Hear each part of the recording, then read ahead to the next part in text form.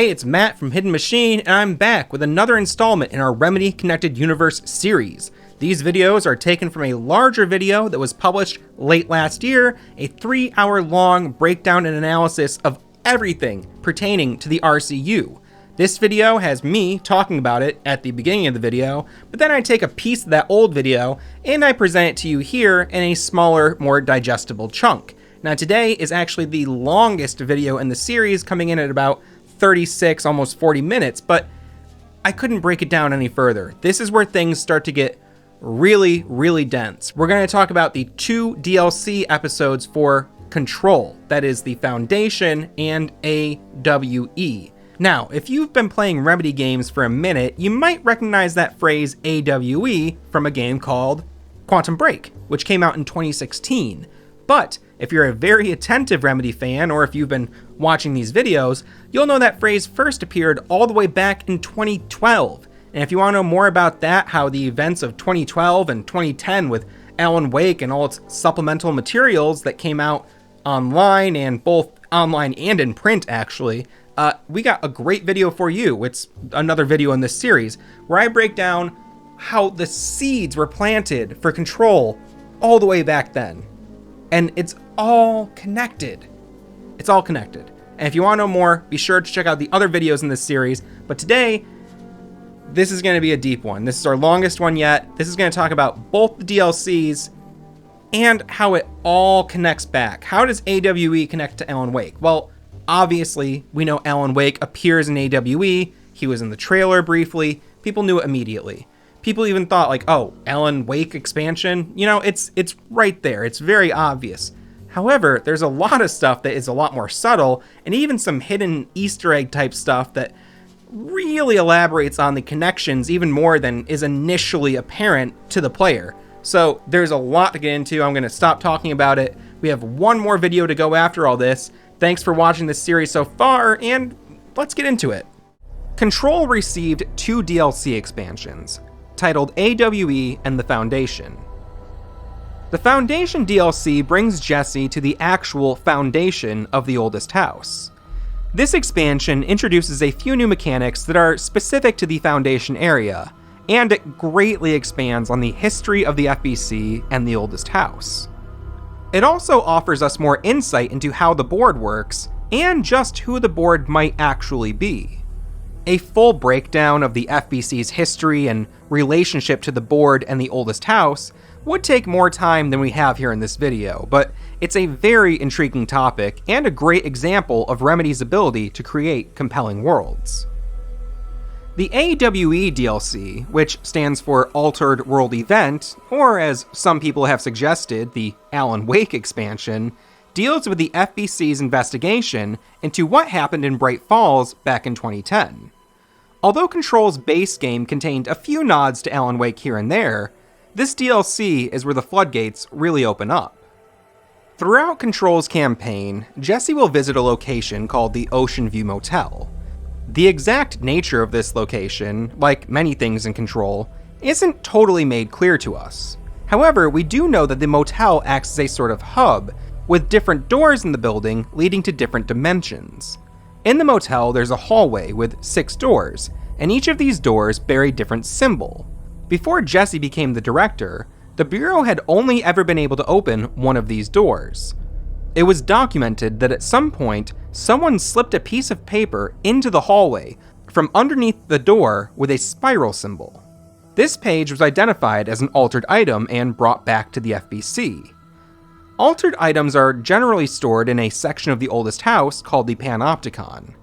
It's essentially a large prison for altered items. Jesse can encounter this page along with some documents summarizing its features. One document reads, Typewritten page AI83-KE. No unique procedures required. A standard letter-sized typewritten page with minor water damage. The page is full of text, but apart from the top 7 lines, all the rest has been violently scratched out. Only a few individual words and phrases can be made out. The page emits a dim glow in the dark. When the text is read, there is a feeling of dislocation, as if witnessing the page being written as you read it, and as if reality around you is being to match the words on the page. This feeling is made stronger if the text is... Forensic and linguistic analysis confirm that the text has been written by Alan Wake with the same typewriter as the earlier materials discovered in Bright Falls in 2010. See Bright Falls AWE case file for information. A supplement to this document reads as follows. Typewritten page AI83-KE supplement. The page was discovered in an instance of the Ocean View Motel and Casino that was linked to the investigations sector. The page has been pushed into the motel's corridor from under the door with the symbol of a spiral. Appendix. Text transcribed from the item. For 10 years, I've tried to write my escape, only sinking deeper. I used to know where fiction ends and reality begins. Here, they are all the same. In a hideous trap, my every thought made real. Fear, desire. How can I ever know for sure that I've escaped and not just lost in my own fantasy of it? That thought alone could drive you mad. The identifiable words in the scratched out portion. Falls, Bright Falls, Haunting, Wake, Alan Wake, Light Switch, Ocean, Too Late, and the final sentence, You've been warned. Control's base game also makes mention of another Alan Wake related altered item, a coffee thermos. A report on the thermos reads, Oh Dear Diner Coffee Thermos AI73-UE. Containment procedure. No unique procedures required. Altered status is suspected but unverified. Description/altered effect. A blue coffee thermos with a white plastic cap and a logo of the Oh Dear Diner located in Bright Falls, Washington. The cap doubles as a mug. The item responds to Formula I.16, yet no discernible altered effect has been discovered, other than keeping liquids warm for surprisingly long periods of time. It's also worth noting that the coffee from the thermos is always refreshing and strong, no matter its quality before being poured into the item. Background. The thermos was discovered on the shore of Cauldron Lake, outside the town of Bright Falls. Both are known sites of a reoccurring AWE. See Bright Falls AWE case file for further information. According to witness statements, Alan Wake, see Prime Candidate Program entry for further information, who went missing shortly before the discovery of the thermos, had been seen collecting similar thermoses for purpose. These altered items, and a few other Alan Wake references, were all available to players before the announcement of the AWE DLC, and were thought by some to just be Easter eggs. However, when the player finally triggers the AWE DLC, Jessie begins to see visions of Alan Wake. She has similar looking visions throughout the rest of the game. These interactions are actually calls coming to her through the hotline. While the hotline is primarily used to communicate with the board, it can also be used by the director to communicate with the deceased and with entities living in other dimensions. Alan is seen sitting at his typewriter and is narrating what Jessie is experiencing, just as he did for himself during his adventure in Bright Falls. Jessie is made aware that a new button has materialized on the sector elevator, one that brings her to the Investigations sector. Investigations is an abandoned sector of the oldest house, and contains several large-scale recreations of different AWEs that the Bureau was investigating. Much like the Foundation DLC, this expansion offers even more insight into the history and scope of the Bureau, but we're going to move past most of that in order to continue focusing on Control's ties to the greater Remedy-connected universe. Through a series of documents and audio recordings, we discovered that after Alan Wake disappeared into Cauldron Lake, Dr. Emil Hartman was visited by the FBC during their investigation of the Bright Falls AWE. Hartman saw himself as a sort of peer to the researchers at the FBC and offered to share his findings with them. The FBC declined and informed Hartman that his work was a violation of paranatural law. They detained him and confiscated all of the work he was doing at the Cauldron Lake Lodge. After assessing that Hartman posed no further threat, he was released.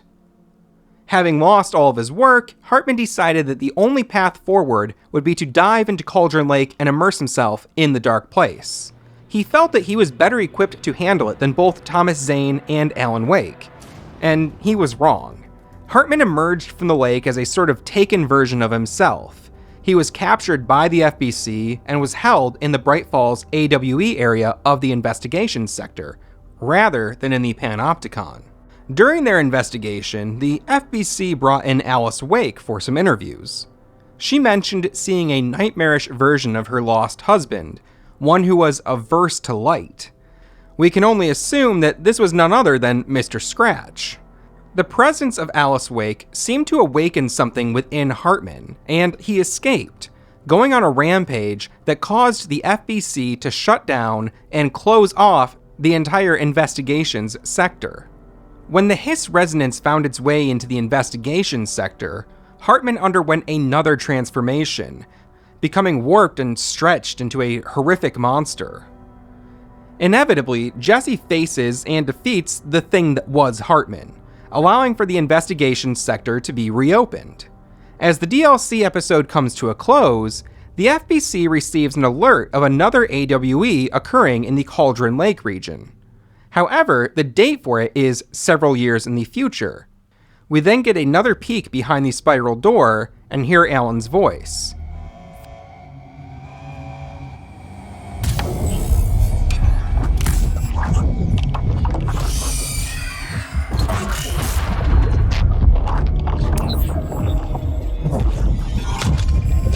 Things set in motion. If the alarm's true, then so is the reason for the alarm. The effect must follow the cause. It's happening again. A return.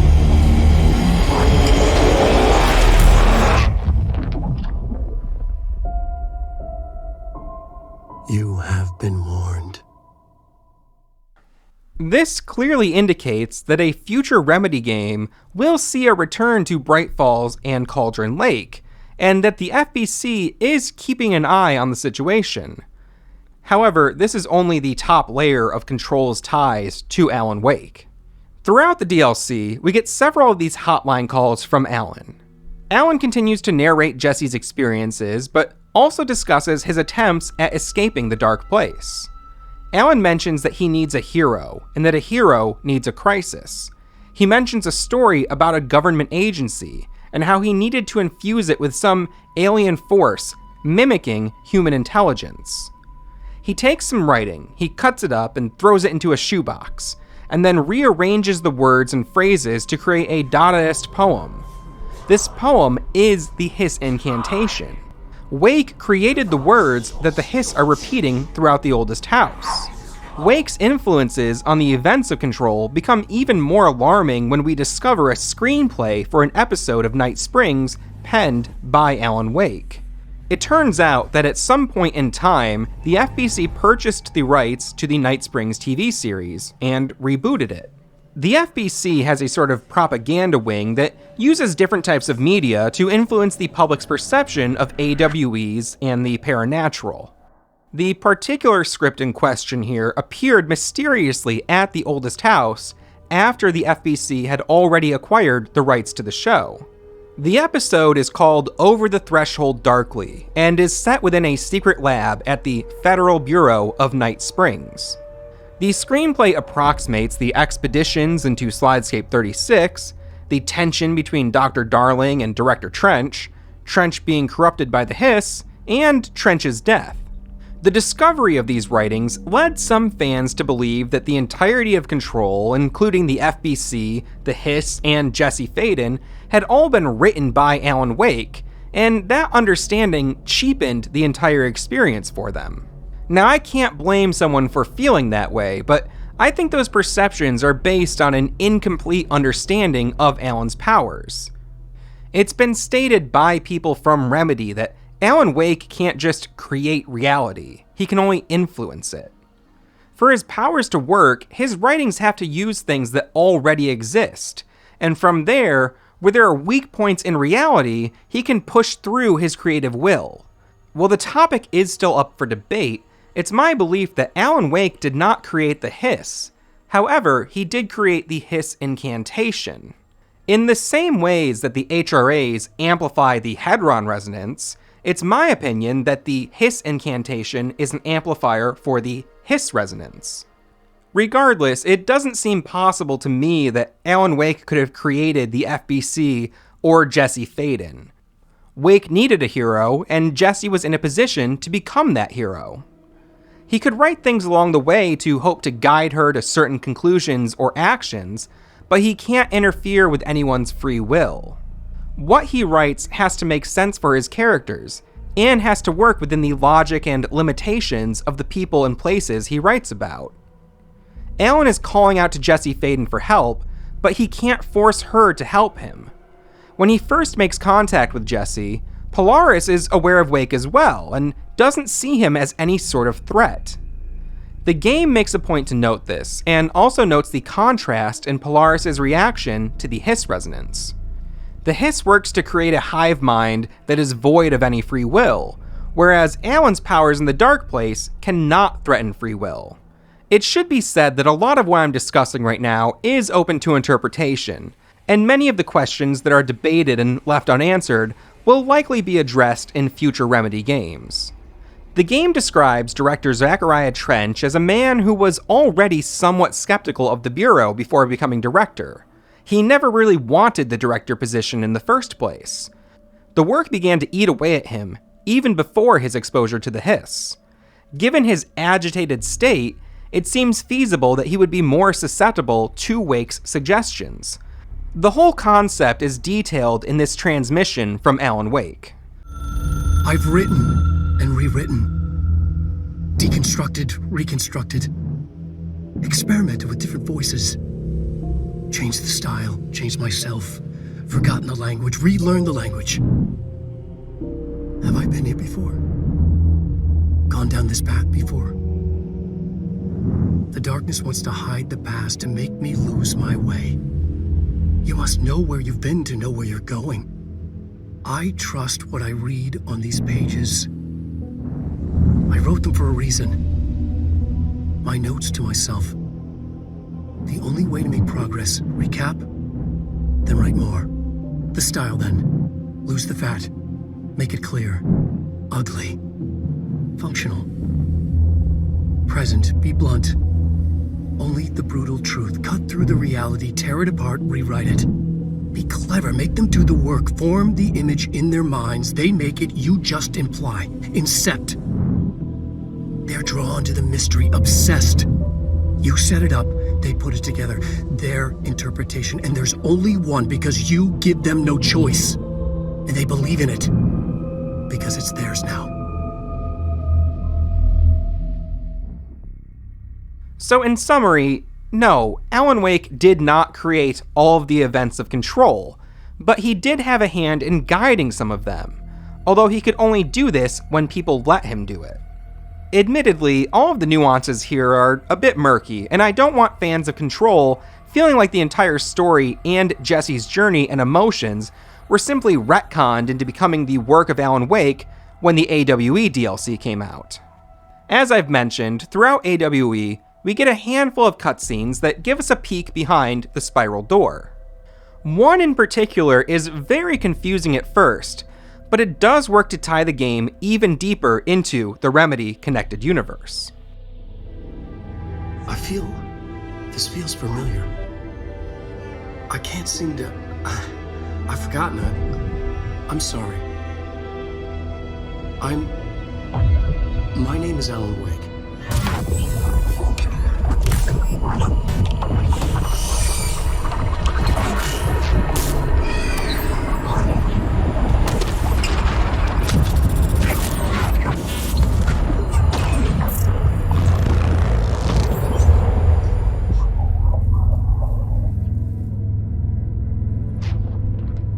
Who are you?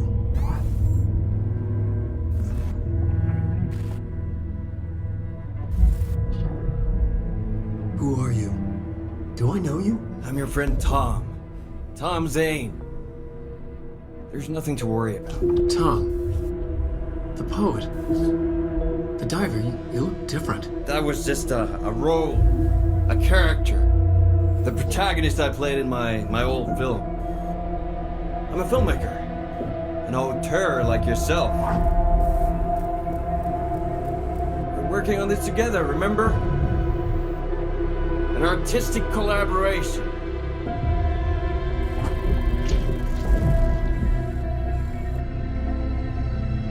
You need a drink.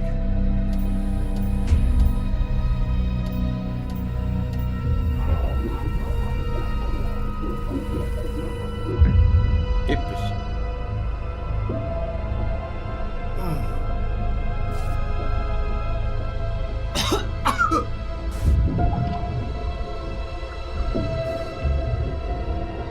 Endless darkness. Nothing holds still. But we're very close now. You've been riding. You found a way to escape. It'll work this time. Riding? You found a way! No. I don't... Wait. There's something. It's my double. He's out there. I've seen him. Yeah. Nothing to worry about. I'm dealing with it. It's fine, my friend. Let me handle him. You've met him? What the hell? Now, come on. You misunderstand me.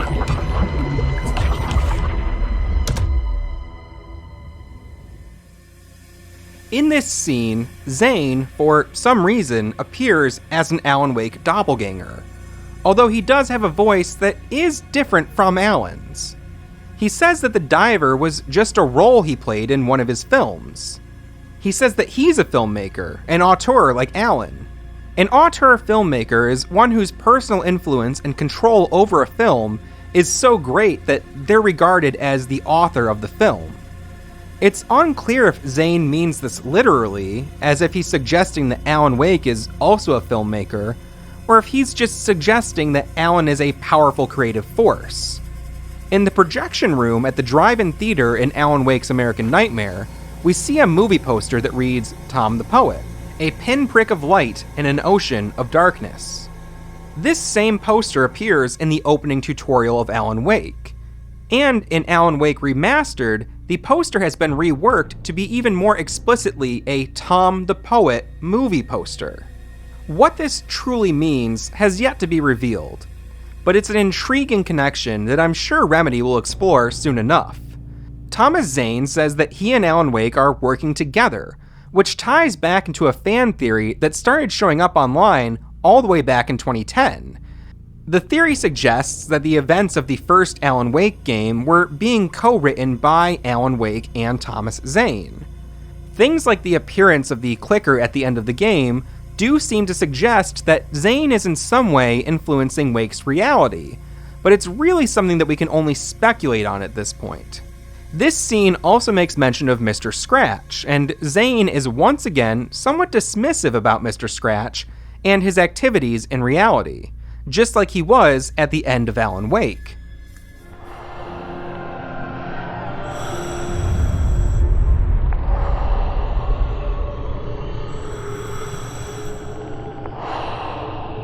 Don't mind him, he's Mr. Scratch. Your friends will meet him when you're gone.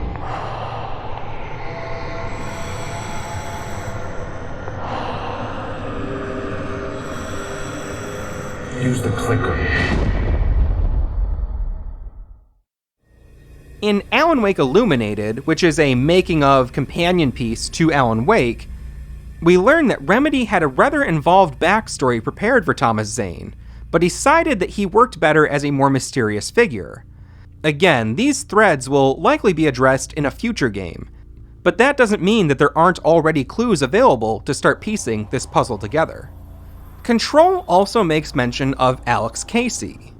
At one point in the game, 2 FBC employees can be overheard lamenting the fact that they will be missing the premiere of the new Alex Casey film, The Sudden Stop.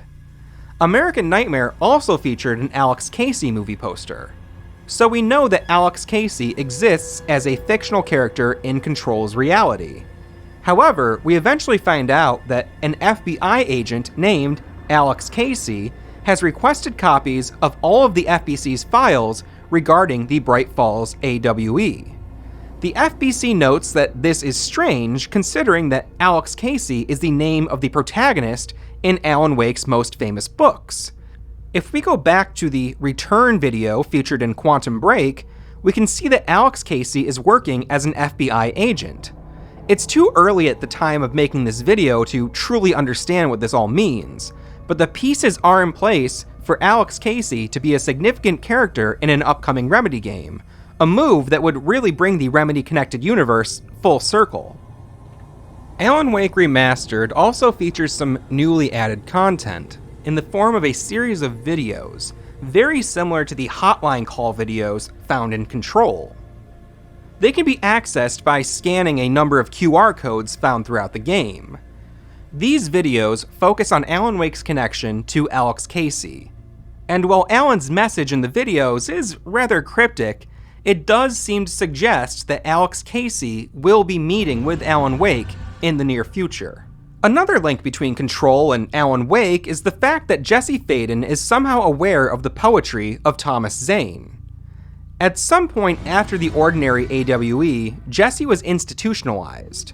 Jesse's account of the ordinary AWE and her trying to explain the presence of Polaris in her mind were seen as signs of mental illness, and Jessie was told that she would need to let go of these delusions in order to be released back into society. She underwent a number of therapy sessions during that time, and the FBC was able to procure recordings of those sessions. Jessie finds some of these recordings while exploring the oldest house. One of the recordings discusses a Thomas Zane poem that Jessie recited, one of the same poems that Samantha Wells found in a shoebox in her attic, a poem that was also a favorite of Dr. Emil Hartman. Her psychiatrist says that she could find no evidence of a poet named Thomas Zane, but did find a Thomas Zane who was a European filmmaker in the 60s. The psychiatrist suggests that the poet Thomas Zane was made up by Jessie and that Jessie simply wrote the poem herself. Jessie denies this, but we never find out exactly how Jessie came into contact with this poem. We don't know when these therapy sessions took place, but it's possible that the shoebox in Ordinary containing those poems is where Jessie became aware of Zane's work. There are plenty more connections between Alan Wake and Control, but one that I'd like to propose as a theory is Control being the initiation phase of the hero's journey that Alan Wake is currently on. I mentioned before the significance of the writings of Joseph Campbell as they relate to Alan Wake, and the departure, initiation, and return process that the hero must go on to complete the hero's journey. Another person who analyzed storytelling and its structure was Vladimir Propp, who was a Soviet folklorist born in 1895. In 1928, his work Morphology of the Folktale was published. Similar to Joseph Campbell's 17 Stages of the Monomyth, Propp's work Morphology of the Folktale looked at 100 different Russian fairy tales and identified 31 basic structural elements or functions that occurred in all of them. He also identified 7 character types that could be found in all of these folktales. While researching this video, I came across a 2016 paper by Dr. Dawn Staubert called Telling Tales with Technology: Remediating Folklore and Myth Through the Video Game Alan Wake. As a fan of Alan Wake and storytelling in general, the paper was fascinating to me, and I'll leave a link to it in the description of this video. Among many other points made throughout the paper, Staubert identifies that Propp's 7 character types appear in Alan Wake. We have the villain, which is the Dark Presence or Barbara Jagger, the donor, which is represented by Cynthia Weaver, and Cynthia Weaver also takes on the role of the helper, along with Sheriff Breaker and Barry Wheeler. The 4th role, the princess and her father, is taken on by Alice Wake and Dr. Emil Hartman. The dispatcher is Thomas Zane, the false hero is Mr. Scratch, and of course the hero is Alan Wake. Staubert goes on to illustrate that 20 of the 31 structural elements identified by Propp appear in Alan Wake. The elements or functions that don't appear to directly show up in the game do show up as inversions of themselves. Staubert makes a very compelling case that Remedy and Sam Lake have taken pains to construct the narrative of Alan Wake to fit the structures presented by Vladimir Propp and Joseph Campbell. Given all of the attention that was given to adhering to these narrative structures, it stands to reason that the first Alan Wake game was the departure. Control acted as the initiation phase, and the inevitable Alan Wake sequel will be the return. So, we've discussed how Alan Wake and Control are connected, and the presence of Alex Casey in the Remedy connected universe gives us a clear through line back to Max Payne. But how does Control connect to Quantum Break? Well, one of the most blatant connections is the fact that both Jesse Faden and Beth Wilder are portrayed by actress Courtney Hope. There are two very subtle references to Beth Wilder in the Remedy Connected universe. The first one can be found in a poem recited by Thomas Zane when he first meets Alan Wake. I have something important to tell you. It goes like this. For he did not know that beyond the lake he called home lies a deeper, darker ocean green, where waves are both wilder and more serene. To its ports I've been. To its ports I've been. Do you understand? No. Follow my light. While I doubt that this poem was written with Quantum Break in mind, it's still pretty cool that the opening lines of Alan Wake make a sort of inadvertent reference to two of Quantum Break's main characters, Beth Wilder and Paul Serene. And while Paul Serene is in many ways the main antagonist of Quantum Break, there's a second antagonist named Martin Hatch. Martin Hatch was also affected by chronon radiation, and is believed to be more powerful and adept at shifting through time than Jack Joyce or Paul Serene. I talked earlier about different worlds being side by side and on top of each other. That's actually a line from a monologue given by Dylan Faden. That monologue makes reference to a character named Mr. Door. In Quantum Break, the player can find a note written by Martin Hatch, and the end of it reads, "I have a plan. It's already in motion, but it would be futile to try to explain it to you, like trying to explain 3 dimensions to someone who can only see 1. But make no mistake, I do not look down on you. I strive for humility even as I shift this world from one state to another. I will make this possible. I stand in between. I don't see myself as a gate. I remain humble. I'm something smaller. A hatch." Some of this language is very reminiscent of Dylan's speech about Mr. Door, and I'll play it for you here. Any new dreams you'd like to share, Dylan? I'm glad you asked, sister. This dream, like all dreams now, felt very real. Like reality. And reality now feels like a dream. Maybe it's all a dream. Maybe it's all real.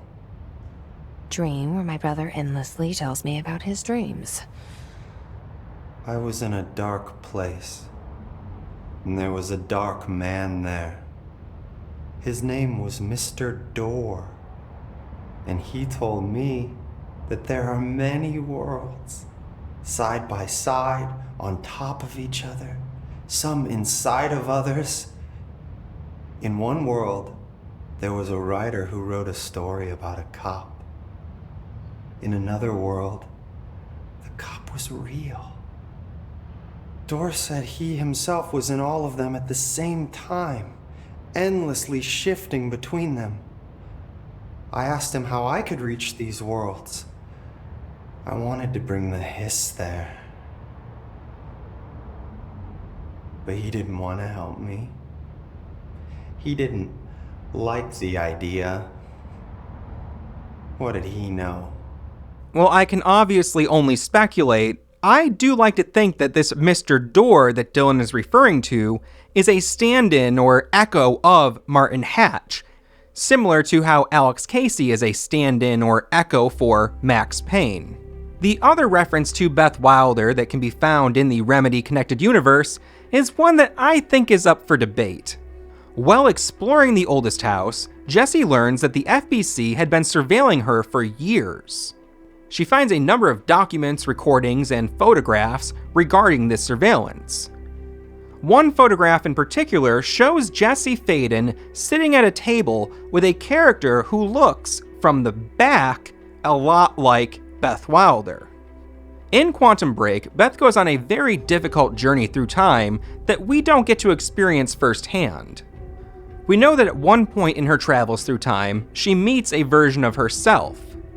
Given Remedy's appreciation for the metaverse and alternate timelines, it's plausible that this photograph is meant to depict Beth Wilder meeting with Jesse Faden. Throughout Quantum Break, we see the letters AWE graffitied on various buildings, and we also see a variety of graffiti murals done by Beth Wilder.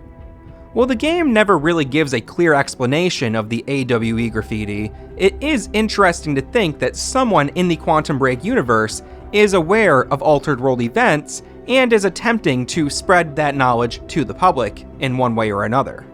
We do know for sure that Monarch, the megacorporation founded by Paul Serene, is aware of both AWEs and the Bureau of Altered World Events.